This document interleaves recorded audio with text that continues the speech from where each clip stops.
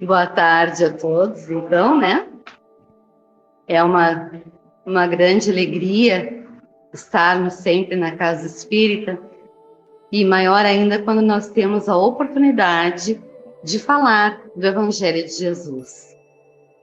Porque falar do Evangelho do Cristo é falar de vida, é falar de fé, é falar de alegria, de esperança, de renovação, de coragem para o enfrentamento das questões nossas do dia a dia.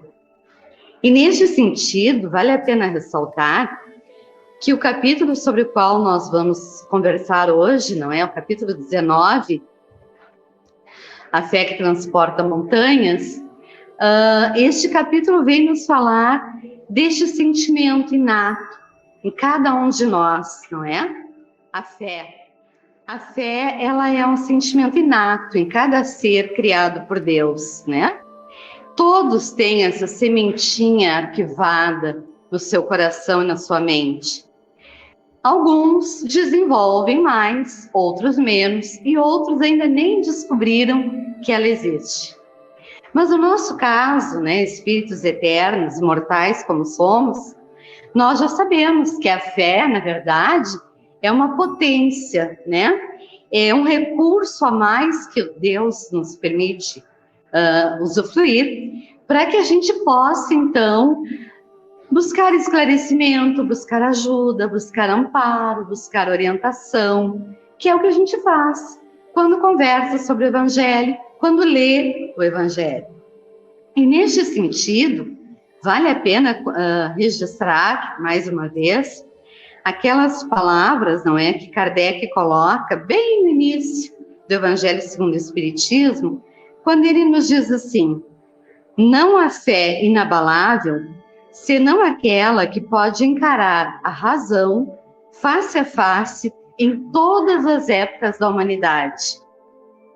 Hoje nós espíritas sabemos o quão importante, necessário e urgente é que a gente, ao buscar o conhecimento, seja nas obras básicas, seja nos livros de Francisco Cândido Xavier, enfim, em todas aquelas obras recomendadas, né, pela Federação Espírita Brasileira, quando a gente busca esse conhecimento, nós sempre devemos buscar raciocinar sobre aquilo que a gente está lendo. Refletir, não é?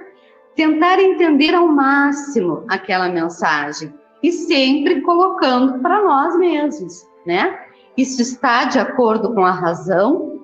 É assim mesmo, não é? Se temos dúvidas, vamos buscar o esclarecimento com alguém que já tem mais experiência que a gente, mas sempre esta busca incessante de reflexão, de orientação, de meditação acerca daquilo que nós lemos.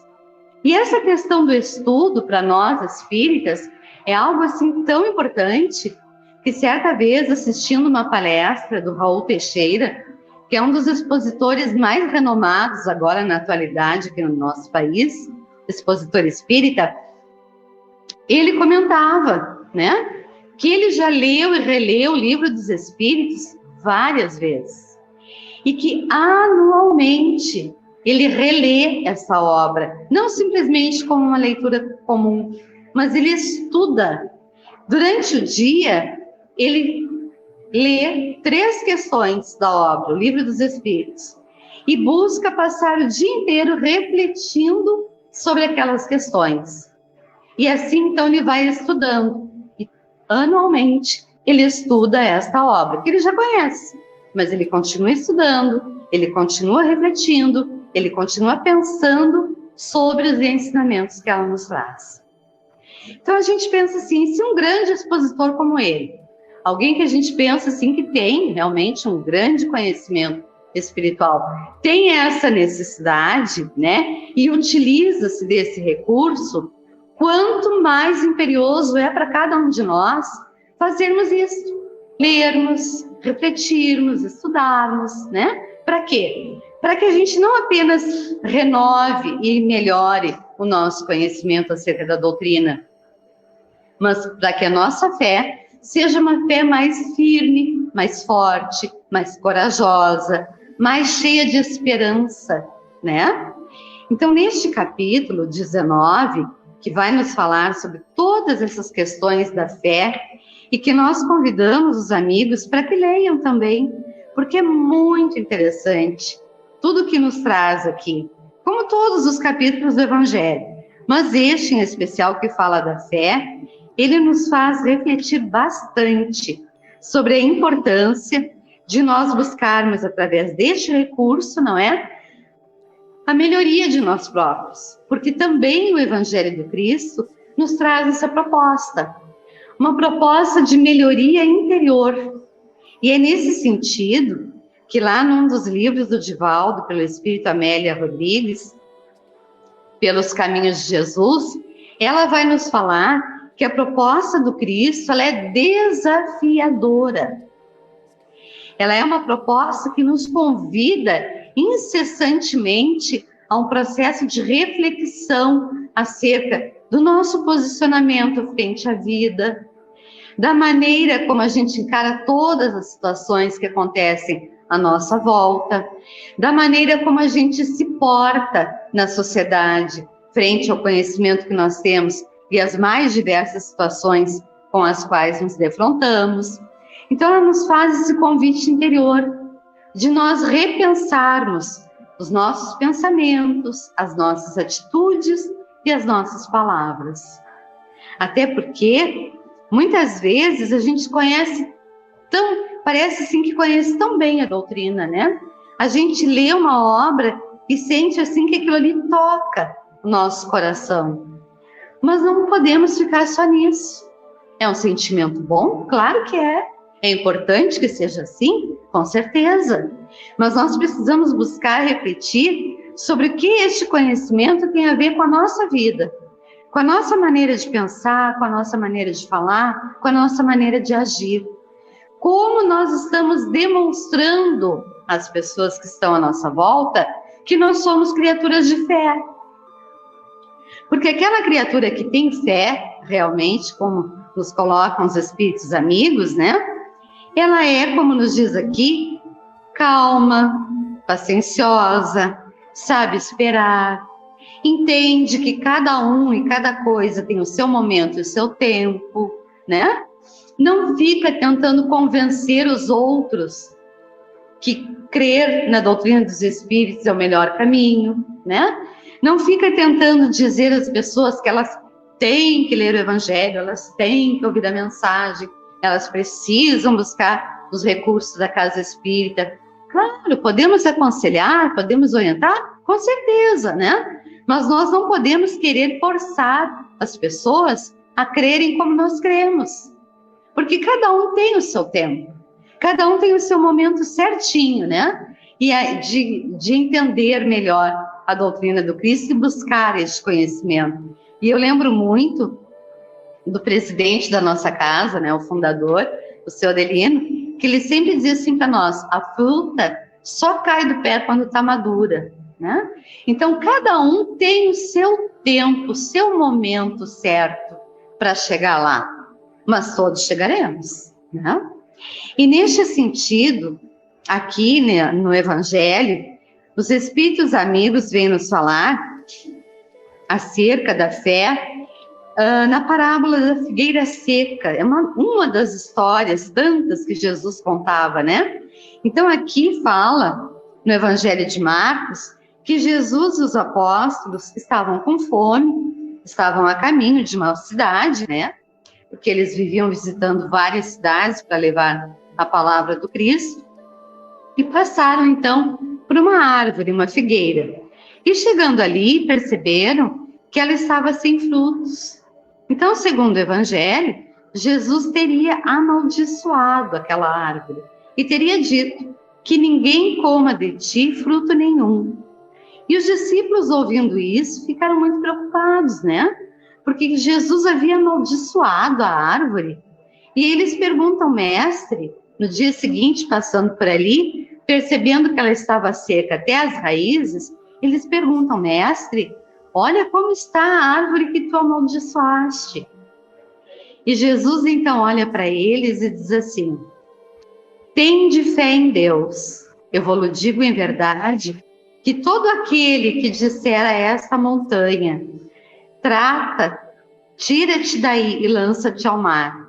E isso, sem hesitar no coração, mas crendo firmemente que tudo que houver dito acontecerá, ele o verá com efeito acontecer.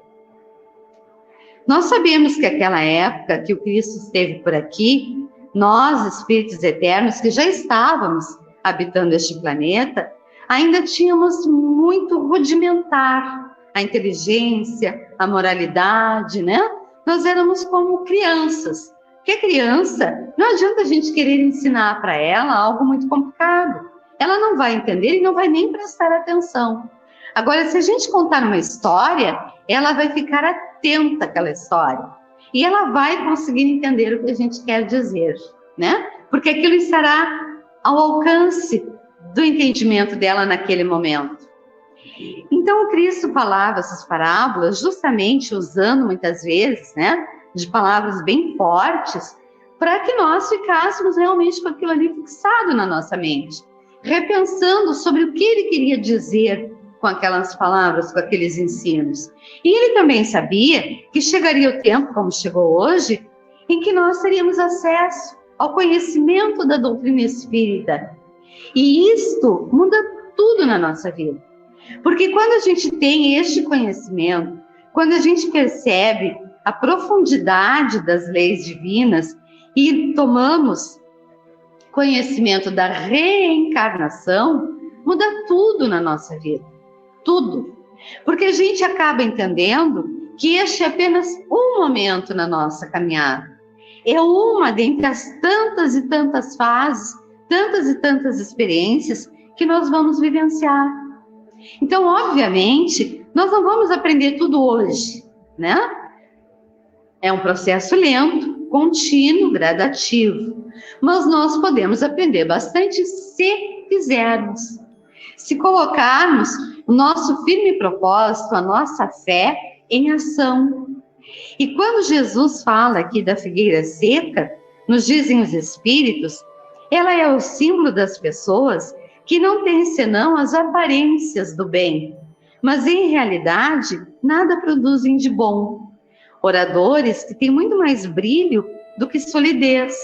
As suas palavras têm o verniz da superfície, agradam aos ouvidos, mas quando perscrutadas, nelas não se encontra nada de substancial para o coração. Depois de tê-las ouvido, pergunta-se qual o proveito que disso se tirou. É ainda o emblema de todas as pessoas que têm os meios de serem úteis e não são. De todas as utopias, de todos os sistemas vazios, de todas as doutrinas sem base sólida. O que falta na maioria das vezes é a verdadeira fé.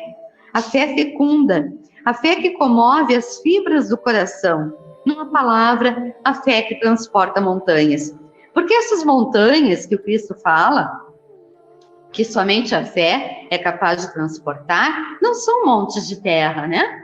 Mas são aquelas coisas que nós arquivamos na nossa mente, no nosso coração. Aqueles sentimentos contrários à caridade, contrários ao amor, né? Que muitas vezes estão tão enraizados que a gente quase não se dá conta.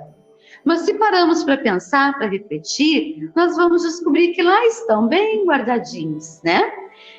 A mágoa, o ressentimento, né? Aquelas coisas todas que às vezes nos fazem sofrer tanto e que a gente fica guardando, fica arquivando e muitas vezes relembrando 500 vezes o que aconteceu lá atrás, no passado. Isso nos faz mal. Isso complica a nossa vida. Isso atrapalha o nosso andamento frente às leis da vida. Porque quando nós usamos muito, né, do nosso tempo, da nossa reflexão, para pensar em coisas que não vão nos trazer bem, que não vão nos trazer melhor alguma, nós ficamos como que estagnados naquela situação, naquele momento. Esquecendo que há todo um porvir à nossa frente. Esquecendo que se nós quisermos verdadeiramente melhorar, a nossa posição, os nossos pensamentos, as nossas atitudes, nós precisamos agir para isso. Não basta buscarmos os recursos na casa espírita, não basta buscarmos orar constantemente o dia todo. É preciso ação. A proposta do Cristo é uma proposta de ação. E a fé é o meio que nós temos, né, para nos encorajarmos, para nos enchermos de esperança, para nos enchermos de bons propósitos, né? Porque ela nos ajuda a estarmos sintonizados com Deus, com Jesus, com os espíritos amigos que nos assistem, com o nosso anjo guardião, né? Porque quando nós buscamos o auxílio espiritual com o coração aberto, com todo o nosso sentimento, com todo o fervor da nossa fé, o que acontece?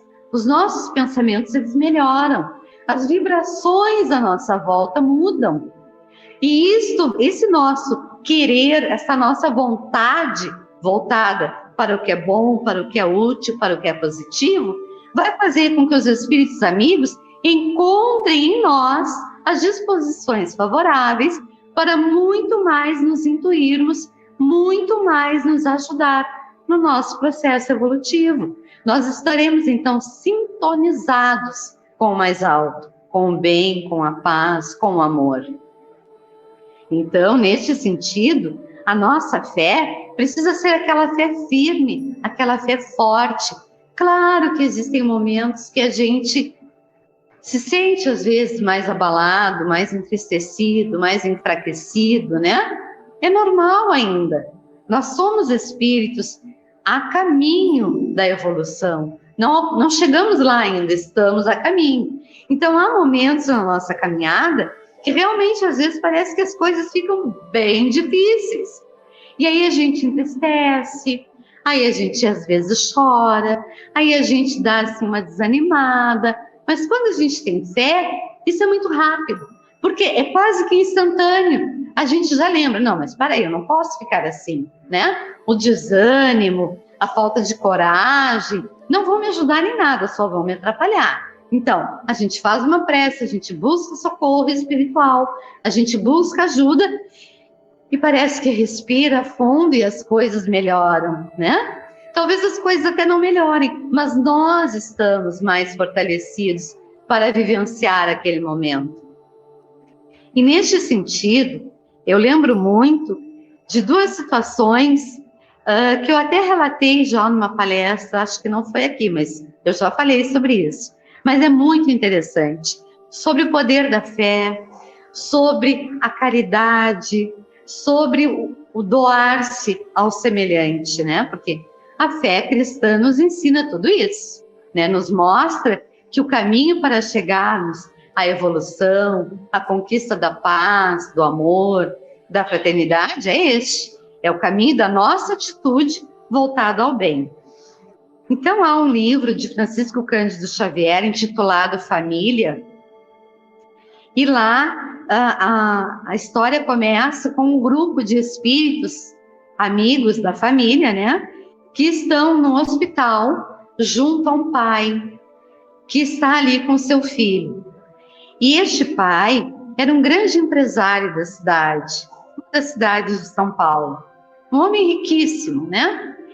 E ele, ao casar, já era, desde jovem, herdou do seu pai uma grande herança.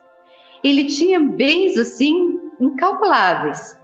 E ele casou e combinou com a sua esposa que eles teriam um único filho, para que apenas tudo aquilo que eles tinham pudesse ser daquele rapaz, daquele filho, né? E assim ele vai comprando, desde que o menino era pequenininho, as roupinhas do menino tinham fios de ouro, o bercinho tinha algumas coisas talhadas em ouro, tudo era do bom e do melhor para o Paulinho. Ele comprava terras, ele comprava fazendas, ele comprava carros de luxo, tudo no nome do menino, Paulinho. E assim o tempo foi passando. O menino cresceu, estudando, um rapaz de bem, assim, de muito querido, muito educado, muito estudioso, trabalhador, já trabalhava nas empresas com o pai. Numa certa manhã, eles estavam tomando café e quando o rapaz levanta da mesa, ele sente uma forte dor de cabeça e cai desmaiado. O pai, então, entra em desespero, pega o filho, coloca no carro e leva para o melhor hospital de São Paulo. Chegando lá, ele pede aos médicos que assistam, né, que façam o possível para melhorar a situação do filho. E neste ínterim, então, os espíritos amigos que estão ali percebem, não é, a dificuldade daquele pai, porque ele está num desespero, assim, absurdo, parece uma pessoa enlouquecida. E aí eles começam a relembrar, os espíritos, o quanto aquele pai foi alertado, o quanto a espiritualidade tentou, né, fazer com que ele melhorasse um pouquinho o seu pensamento, a sua maneira de agir frente à vida, para que ao chegar aquele momento ele tivesse equilíbrio, porque era justamente o que ele não tinha naquela situação. Claro que a gente sabe que é uma situação difícil, né? Nós somos pais, somos mães, a gente sabe que quando um filho está doente, a gente fica assim, maluco para vê-lo bem. E aí, então os espíritos começam a relatar que desde o menino pequeno, várias oportunidades houve em que pessoas que trabalhavam em entidades de assistência social, em escolas para crianças carentes, procuravam o pai do Paulinho, né, pedindo ajuda. E ele sempre relatava que ele não podia ajudar ninguém, que ele tinha que se preocupar com o futuro do filho. Isso aconteceu tanto que certa vez os espíritos amigos, ainda numa outra tentativa de fazer com que ele mudasse um pouquinho o seu pensamento, né, com que ele pensasse um pouquinho mais no semelhante, eles se recordam, né, que ele já tinha perdido não, o pai dele já tinha desencarnado, fazia bastante tempo, mas eles eram muito amigos. Então os espíritos procuram este espírito, que teria sido o pai do Paulinho, que estava na espiritualidade, estava estudando, estava se preparando para reencarnar, conversam com ele, e ele concorda, durante um sonho, em vir conversar com o filho e tentar, né, fazer com que esse filho se voltasse mais para as coisas de Deus, voltasse mais para as questões sociais, né? Utilizasse melhor aqueles recursos todos que ele tinha.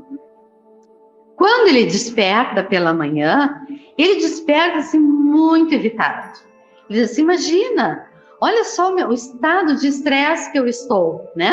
Sonhar com meu pai que está morto. Ora, meu pai morto me dando conselhos. Isso é loucura. Eu acho que eu não estou muito bem. E aí ele vai e procura um psiquiatra para dar remédios para que ele se acalme, para que o estresse melhore, porque ele acha que não está muito bem da cabeça. Imagina, né?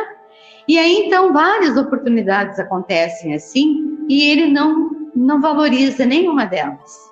Continua lá, voltado única e exclusivamente para as coisas materiais. E chega, então, ao hospital com o filho, naquela situação, né, de desequilíbrio total. E aí, para piorar um pouco a situação, né, ele é chamado pela equipe médica, que vai falar para ele que, infelizmente, não havia mais nada a fazer, porque o rapaz havia entrado em morte cerebral. E ele começa a correr desesperadamente pelos corredores do hospital, enlouquecido, e é levado dali direto para uma casa para tratamento de pessoas em desequilíbrio como ele estava. Né? Notemos, e é isso que eu vou relatar agora, uma outra história, verídica também, o que faz a falta de fé, a falta de coragem, a falta de ânimo na vida de alguém, né? Porque quando a gente tem fé, eu repito, as dificuldades vêm, elas acontecem. Talvez, ainda que ele tivesse toda a fé do mundo, provavelmente o filho também iria passar por aquela situação. Estava no processo dele passar pelo desencarne aos 20 e poucos anos. Mas a maneira de agir desse pai poderia ser completamente diferente.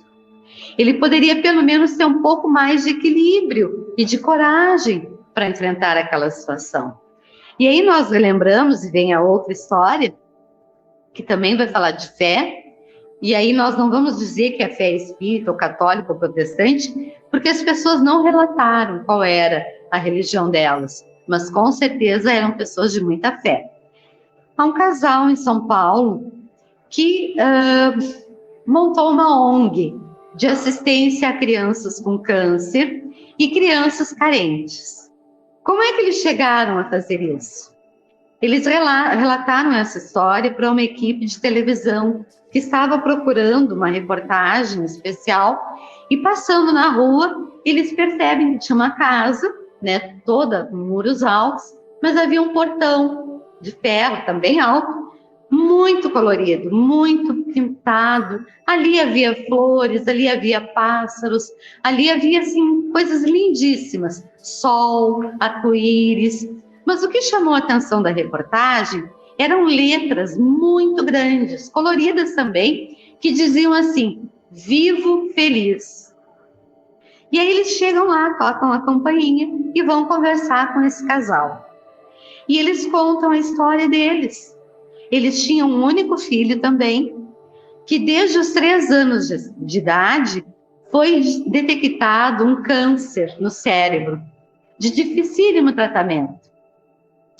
Mas eles eram pessoas de recursos materiais também, tinham condições de tratar nos melhores hospitais. E eles iniciaram o tratamento dessa criança, fazendo tudo que era possível, comprando inclusive medicamentos do exterior. E aos 6 anos de idade, quando o menino estava passando por uma nova sessão de quimioterapia no hospital, a equipe médica chama o pai e diz para ele que precisavam conversar.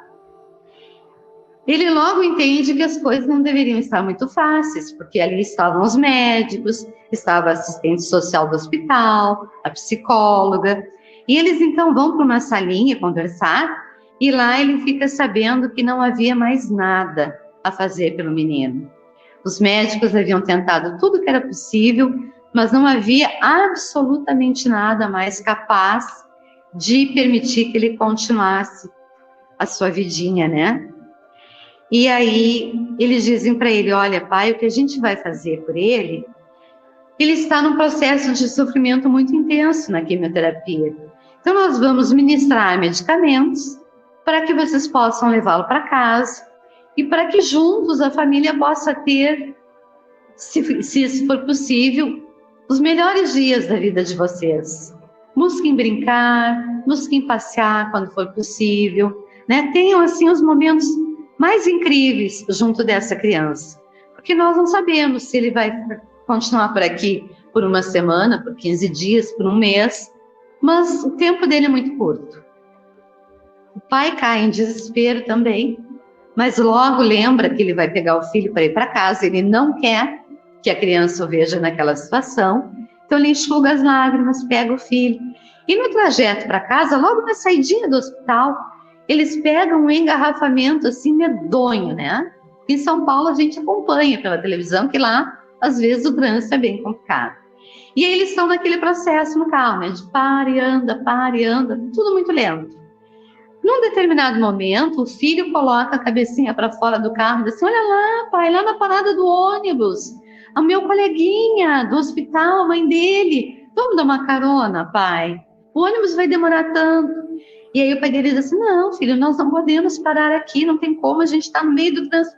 E o guri começa a chorar: ai, pai, dá uma carona para eles, por favor, eu estou pedindo. Aí ele começa a buzinar, então, e fazer sinal para que a senhora venha. E ela vem, pega carona, né? E explica para ele que ela mora muito longe. E ele diz: não, a gente... Antes dele falar, o gurizinho diz: não, meu pai te leva para casa, fica tranquilo. Só que neste caminho, ela vai relatando um pouco da história dela e diz para ele que ela estava muito contente com aquela carona, porque ela ia aproveitar o dinheiro da passagem para comprar leite e pão para o café, porque eles não tinham nada para comer em casa naquele dia.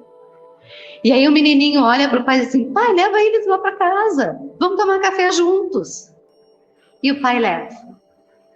E dali ele começa a ajudar aquela senhora. Ele diz para ela que todos os dias que o filhinho dela tiver quimioterapia, ele vai buscá-la, leva ao hospital, leva para casa deles, eles fazem a refeição.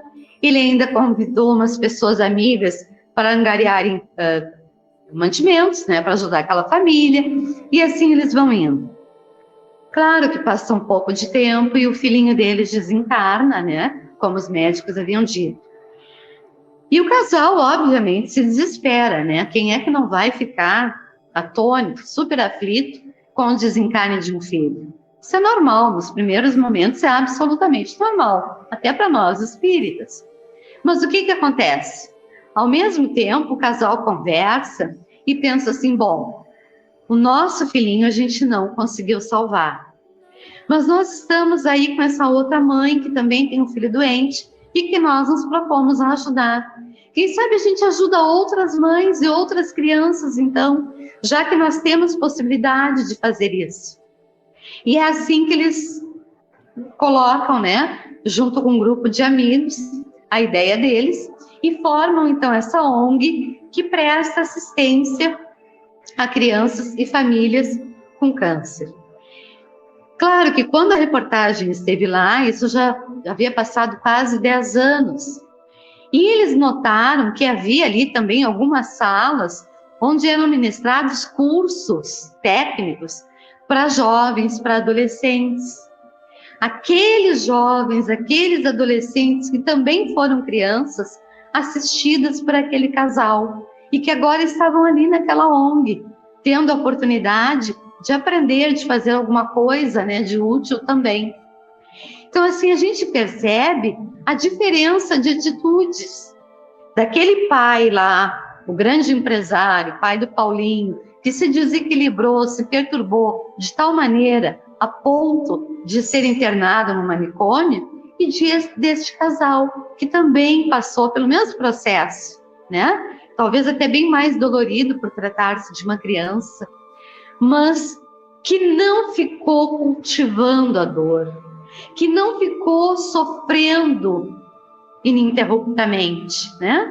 Que buscou auxílio na fé, na esperança, na coragem, no bom ânimo, para ter forças de ajudar outras pessoas, de poder, ajudando outras pessoas, minimizar um pouquinho daquela dor que eles sentiam.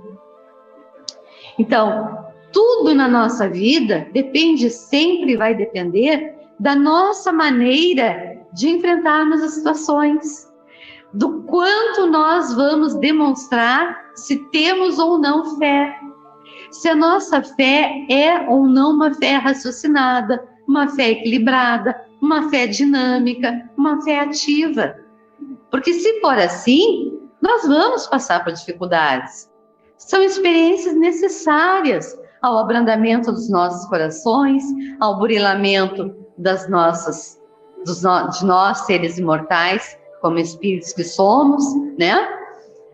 Mas se nós tivermos essa fé forte, essa fé firme, essa fé ativa, nós vamos encontrar com certeza a condição de viver melhor, de termos equilíbrio para enfrentar todas as dificuldades do dia a dia, porque é isso que a fé nos proporciona, o equilíbrio, a lucidez, para não ficarmos sofrendo apenas, mas para buscarmos neste sofrimento mais um motivo para buscarmos ajuda espiritual, buscarmos nas nossas orações o pedido a Deus, a Jesus, que nos auxilie, que nos proteja, que nos ampare, que nos ilumine, que nos mostre o caminho. Porque quando nós agimos assim, as coisas acontecem.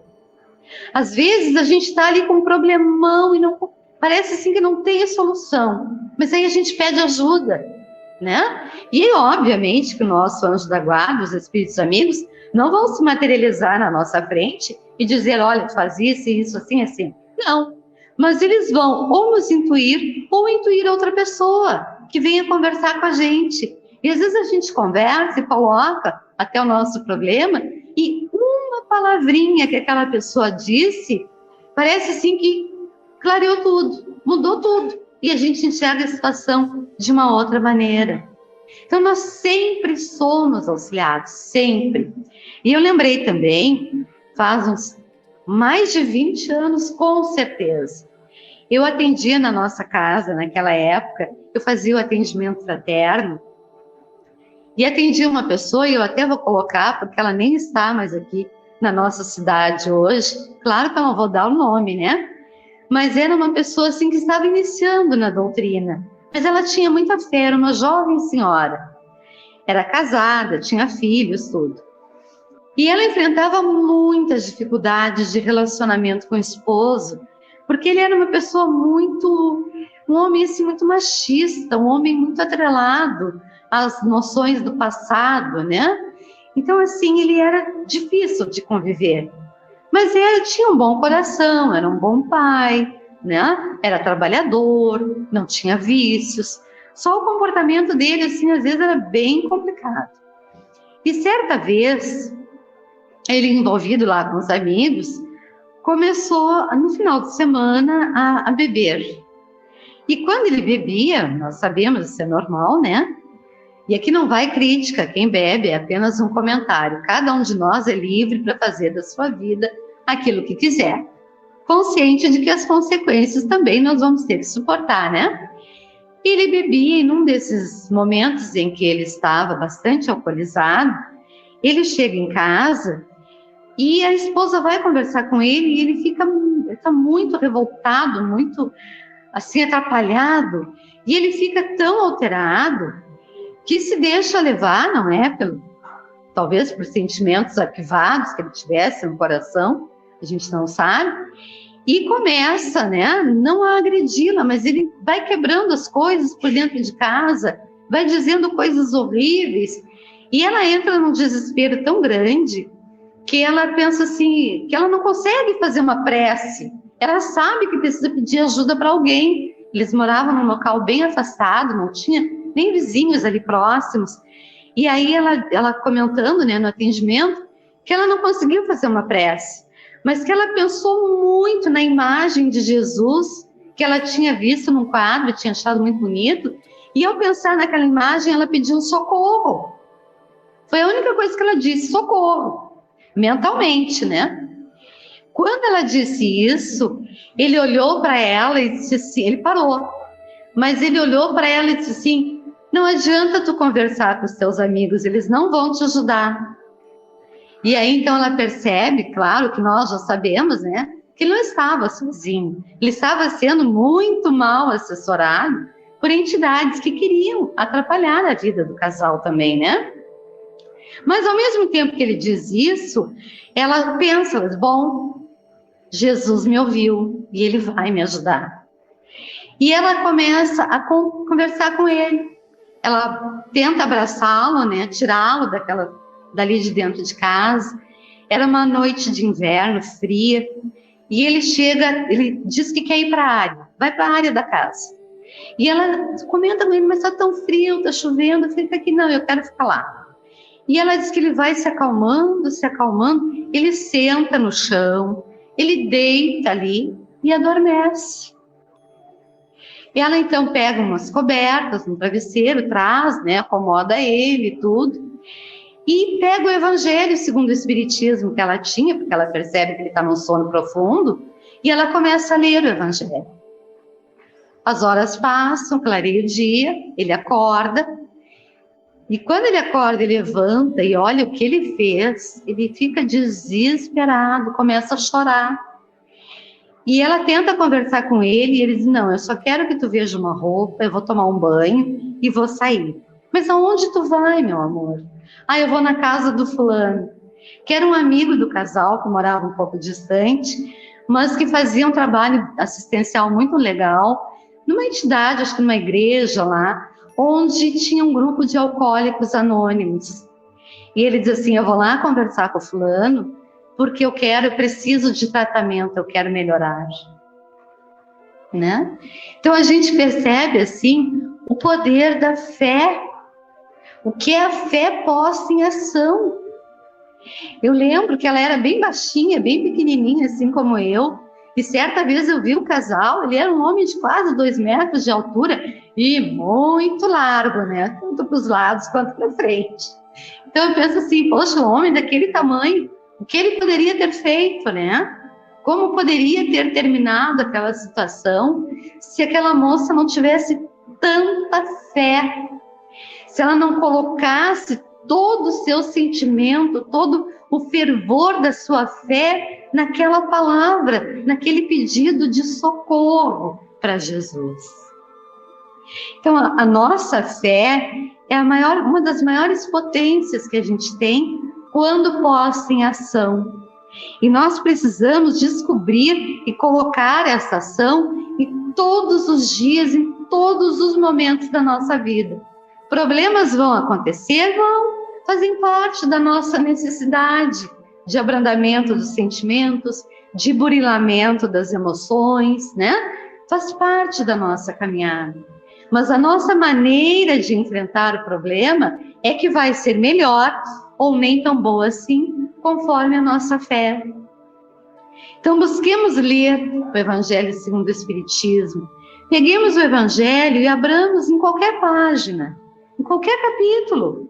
Leiamos um pedacinho, não precisa nem ser a página toda. Isso se chama Evangelho Terapia. Leiamos e pensemos de nós para Deus. Senhor, o que tu queres me dizer com essa mensagem? O que ela tem a ver com a minha vida hoje? Com os problemas que eu estou, que eu estou vivenciando? Me ajuda a entender, me ajuda a me fortalecer para que a minha visão da vida, da realidade, dos problemas, seja mais otimista, seja mais esperançosa, seja mais confiante nas palavras do Cristo. Que Jesus disse: aquele que me segue não anda em trevas. Vinde a mim, né? Eu sou o caminho, a verdade e a vida. Ninguém chegará ao Pai se não for por mim.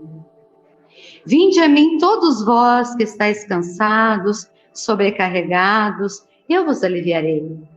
Tomai sobre vós meu jugo e aprendei de mim, que sou manso e humilde de coração, e achareis descanso para as vossas almas, porque meu jugo é leve e o meu fardo é suave. Jesus está sempre de braços abertos a nos esperar, a nos convidar para a ação positiva, para a vivência dessa fé firme, dessa fé esclarecida, dessa fé confiante, dessa fé calma, que sabe esperar, que sabe que não vai ser de um momento para outro que o mundo vai se transformar num mar de rosas, mas que tudo poderá melhorar se nós tivermos um posicionamento firme, tranquilo, corajoso, esperançoso, confiante em Deus e em Jesus. Que os bons espíritos que estão aqui nos encham dos mais belos e puros fluidos. Que a gente possa sair daqui muito melhor do que quando aqui chegou. Levando conosco muita paz, muita esperança, muita coragem, muito ânimo na nossa fé. Muito obrigada.